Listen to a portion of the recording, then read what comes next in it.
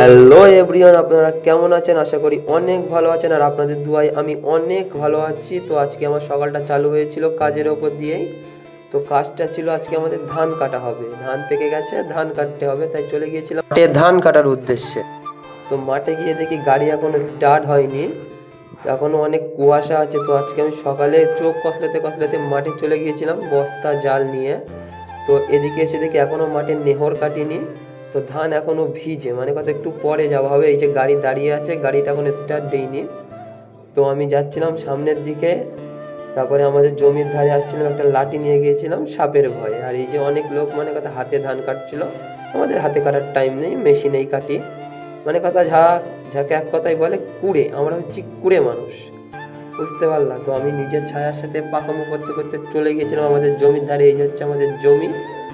তো সামনে গিয়ে দেখি একটা গাড়ি আসছে। তো গাড়িটা যাচ্ছিল অন্য মানুষের ধান কাটতে।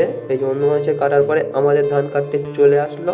আর আমি জমির ধারে দাঁড়িয়েছিলাম, আমার খুবই রোদ লাগছিল, গামছা মুড়ি দিয়ে জালটা নিয়ে দাঁড়িয়েছিলাম। আর এই যে আমার আব্বু আর দাদা গাড়ির পিছন পিছন ঘুরছে, দেখছে কোথায় ধান বাদ যাচ্ছে। তো ধান কাটা হয়ে গেলে যে ধান ঢেলে দিচ্ছিল। তো ঢালার পরে এই যে হচ্ছে সোনার ফসল, অনেক কষ্টের ফসল এগুলো। তো আজকের ভিডিওটা এই পর্যন্তই। ভালো লাগলে একটা লাইক, কমেন্ট, শেয়ার করে দেবেন।